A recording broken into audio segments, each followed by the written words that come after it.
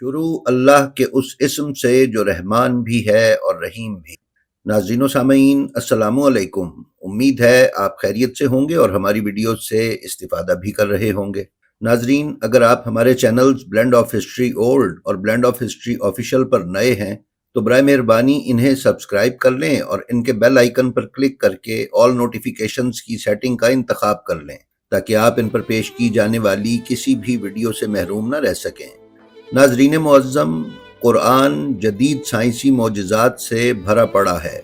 अल्लाह के कलाम का एक एक लफ्ज़ हिकमत से भरपूर है और गैर ज़रूरी तौर पर कुरान में शामिल नहीं किया गया। हमारी आज की वीडियो एक ऐसी ही साइंसी तहकीक और पुरस्रार राज से पर्दा उठाएगी जो कुरान मजीद की सूरा अल कहफ में बयान किया गया है। तो आइए चलते हैं और देखते हैं कि ये पुरस्रार राज क्या है जिसे अल्लाह पाक ने आज से 1400 साल पहले बयान किया था।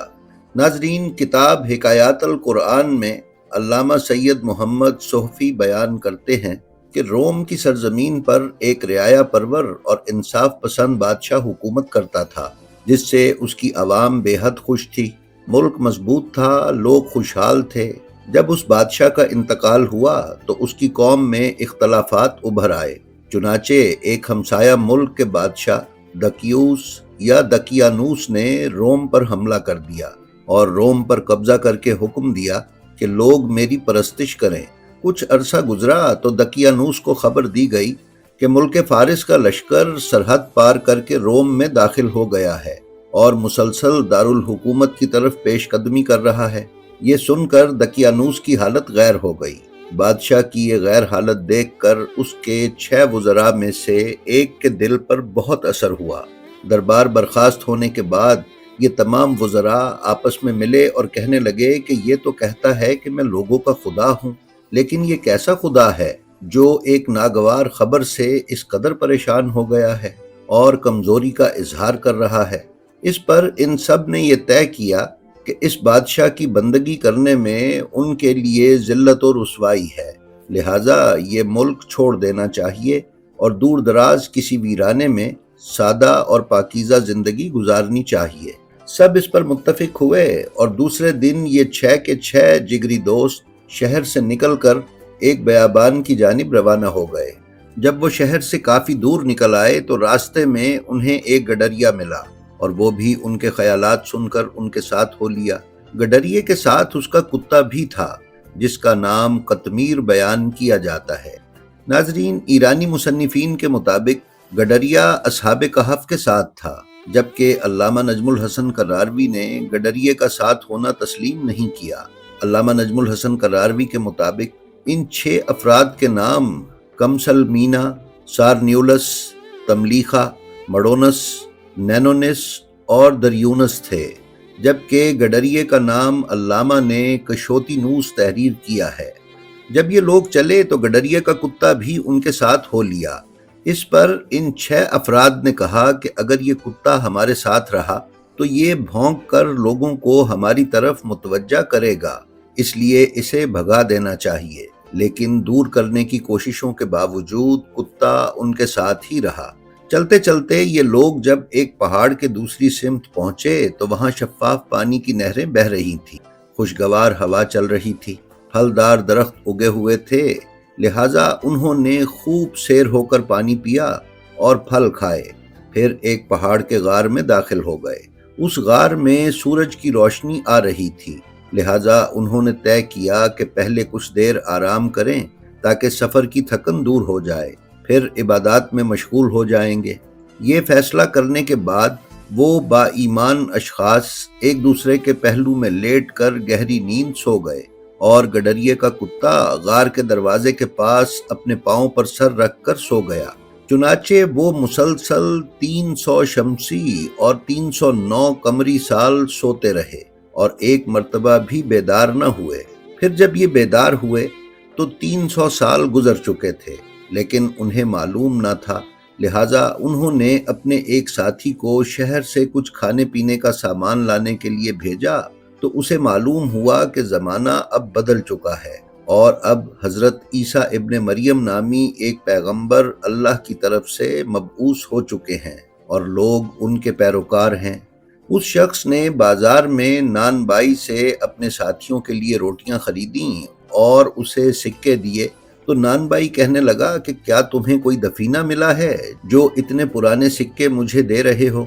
اس پر اس نے کہا کہ نہیں، یہ میں نے کھجوریں بیچ کر کمائی کی ہے۔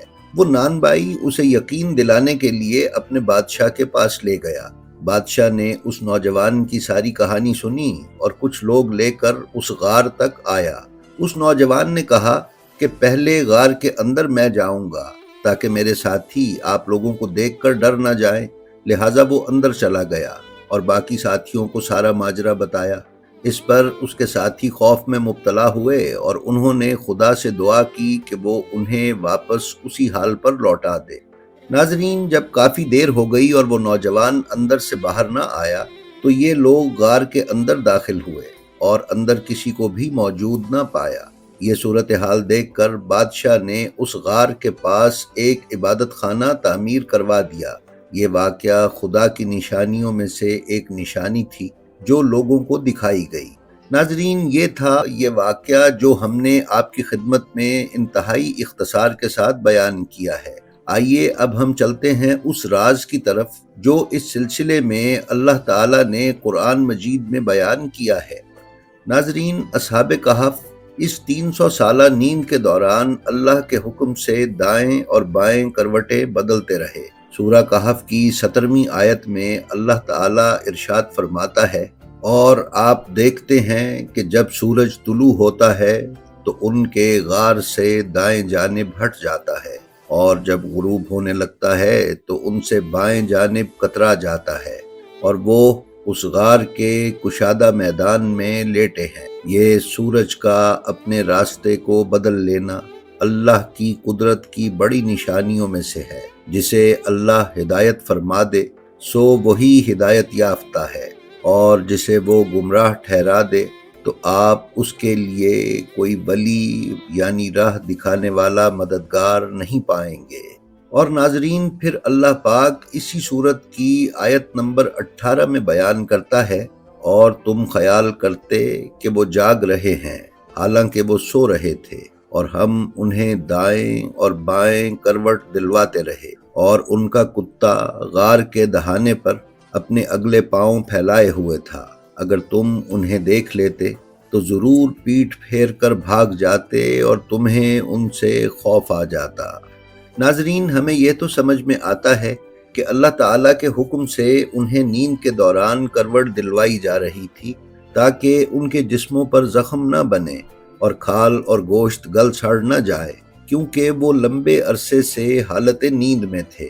لیکن جو بات حیران کن ہے وہ آیت نمبر 17 میں بیان کی گئی ہے کہ جس میں بتایا گیا ہے کہ سورج کی روشنی غار میں داخل ہوتی تھی مگر ان کے جسموں پر براہ راست نہیں پڑتی تھی۔ اس کا مطلب یہ ہے کہ وہ ایسے رخ سلائے گئے تھے کہ سورج کی شعاعیں روز غار میں داخل تو ہوتی تھیں مگر ان پر براہ راست نہیں پڑتی تھیں۔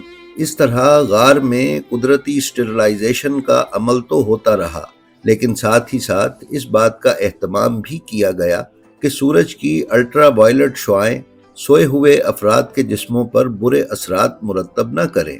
ناظرین، طبی طور پر یہ بات ثابت ہے کہ اگر کسی مریض کو طویل عرصے تک ایک ہی حالت میں رہنا پڑے تو کمر یا جسم پر زخم نہ بننے کے لیے جگہ ہوادار اور خشک ہونی چاہیے، جس کے لیے سورج کی روشنی براہ راست جسم پر تو نہیں پڑنی چاہیے، لیکن جس کمرے میں مریض کو رکھا جائے اس کمرے میں سورج کی روشنی داخل ہونے کا انتظام ہونا چاہیے۔ اسی طرح جب آیت نمبر 18 پر غور کیا جائے تو معلوم ہوتا ہے کہ نیند کے دوران جسم کو حرکت دینا جسم کو زخم بننے اور گلنے سڑنے سے بچاتا ہے۔ لیکن آیت میں جو بات حیران کن ہے وہ یہ ہے کہ اس میں کتے کے کروٹ لینے کا ذکر نہیں کیا گیا۔ آیت میں بیان کیا گیا ہے کہ وہ غار کے دہانے پر اپنے اگلے پاؤں پھیلائے ہوئے بیٹھ کر سو رہا تھا۔ یہ عمل 300 یا 309 سال تک رہا، مگر کتے کا جسم کروٹ نہ لینے کے باوجود بھی سلامت رہا۔ ناظرین، قرآن کے اس پراسرار انکشاف کی روشنی میں اگر مزید تحقیق کی جائے اور کتے کی اناٹومی اور جسمانی ساخت پر ریسرچ کی جائے تو ہمیں معلوم ہوگا کہ قدرت نے کتوں کی جلد کے نیچے ایسے گلینڈز یا غدود بنائے ہیں جو ایک خاص مادہ خارج کرتے ہیں۔ یہ مادہ جسم میں زخم پیدا ہونے یا جسم کو گلنے سڑنے سے روکتا ہے، اور یہ گلینڈز تب تک کام کرتے ہیں کہ جب تک کتا زندہ رہے، خواہ وہ طویل عرصے تک حرکت نہ بھی کرے اور ایک ہی کروٹ پڑا رہے۔ اسی لیے اصحاب کہف کے کتے کو کروٹ دلوانے کی نہ تو کوئی ضرورت تھی اور نہ ہی قرآن نے اس کا ذکر کیا ہے۔ بے شک اللہ مسبب الاسباب اور بڑی حکمت والا ہے۔ جی تو ناظرین، یہ تھی ہماری آج کی ویڈیو۔ ہمیں امید ہے یہ آپ کو پسند آئی ہوگی۔ ہماری جو ویڈیو آپ کو پسند آئے اس کا لنک اپنے حلقہ احباب میں شیئر کر کے علوم محمد و آل محمد علیہ السلام کی ترویج و اشاعت میں ہمارے حصے دار بنیں۔ آپ اپنا اور اپنے متعلقین کا بے حد خیال رکھیں اور خلق خدا میں آسانیاں تقسیم کرتے رہیں۔ خدا آپ کا حامی و ناصر ہو۔ السلام علیکم۔